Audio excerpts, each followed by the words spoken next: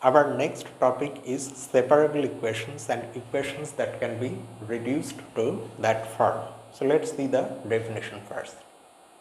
A first order differential equation in differential form, that is our usual m dx plus n dy, where m and n are both functions of x and y, will be called an equation with variables separable. That means where variables are separable, they can be separated, or simply a separable equation if it is of this form. You can see that it is again a first order equation in differential form where this is your m and this is your n. But now both m and n are products of functions. M is this product, capital F of x times capital G of y. Capital F is a function of the variable x only and capital G is a function of the variable y only. Similarly, n is small f of x times small g of y. Small f is a function of x only and small g is a function of y only. Now, this is the simplest type of equations that one can consider. Although we are saying that it is very simple, but these equations in general are not exact.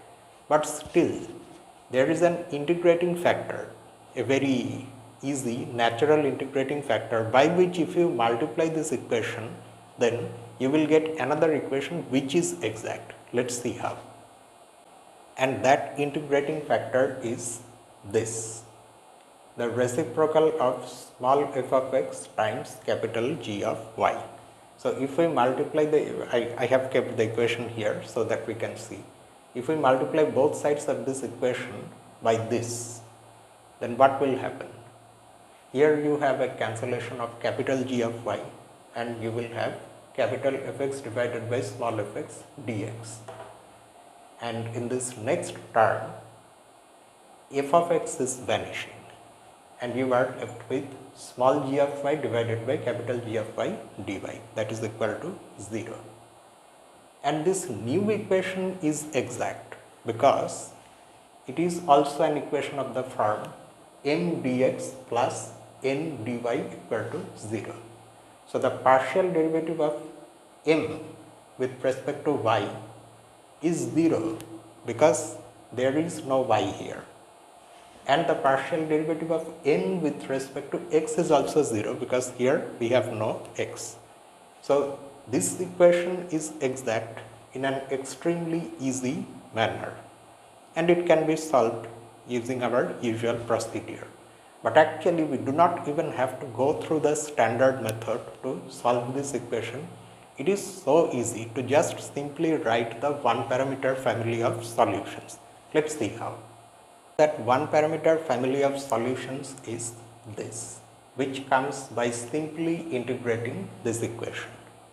Integral of this, capital F divided by small f with respect to x plus the integral of small g divided by capital G with respect to y, that is equal to c, where c is an arbitrary constant. And we have been able to write things so simply because the new equation, the transformed equation from this one, has its variables separated.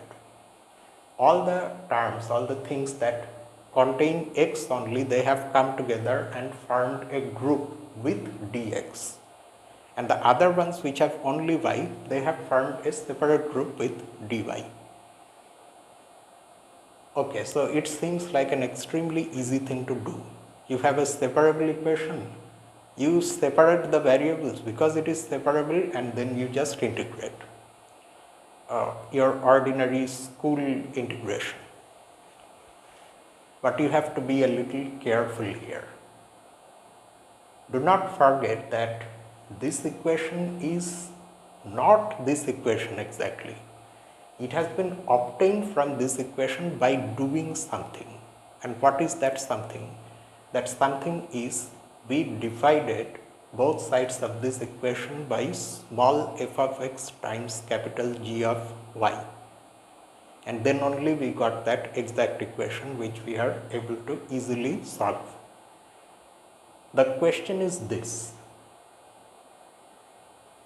in this process, are we gaining extra solutions which are present here but which may not be solutions of the original equation.